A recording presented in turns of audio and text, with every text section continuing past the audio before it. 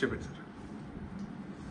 2021 మే 14 నా పుట్టినరోజు నాడు జగన్మోహన్ రెడ్డి ఆజ్ఞ మేరకు పివి సునీల్ కుమార్, విజయ్ పాల్, అప్పుడున్న ఇంకొక అధికారి సీతారామాంజనేయులు వీరందరూ కుట్ర చేసి అప్పటికప్పుడు నా మీద రాజద్రోహం కేసు పెట్టి నన్ను ఎత్తుకెళ్ళి కస్టడీలో టార్చర్ చేయటం, సుప్రీంకోర్టు ఇన్వాల్వ్మెంట్తో నేను మిలిటరీ హాస్పిటల్కి వెళ్ళటం అదంతా అందరికీ తెలిసిందే.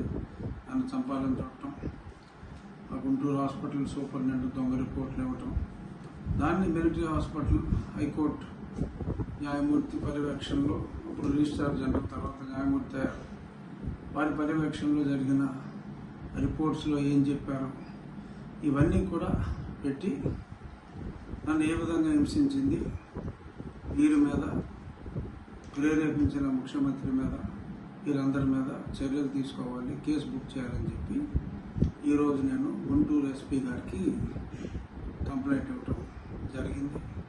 తప్పకుండా దాని మీద యాక్షన్ ఉంటుంది, అది కేసు రిజిస్టర్ చేయాలి.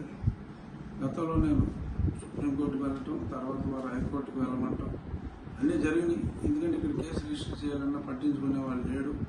అందుకని కేసు రిజిస్ట్రేషన్ చేయడానికి నేను కోర్టులను ఆశ్రయించవలసి వచ్చింది. ఇప్పుడు డైరెక్ట్గానే లా అండ్ ఆర్డర్ ధర్మం 4 పాదాలు నడుస్తుంది కాబట్టి ఇప్పుడు చంద్రబాబు నాయుడు గారి పరిపాలనలో నాకు న్యాయం చేయండి, అక్రమంగా నన్ను కస్టడీలో హింసించిన వాళ్ళని న్యాయపరంగా శిక్షించాలి అని చెప్పి నేను కంప్లైంట్ ఇవ్వడం జరిగింది. రాబోయే వారం 10 రోజుల్లో ఏం జరుగుతుందో చూద్దాం.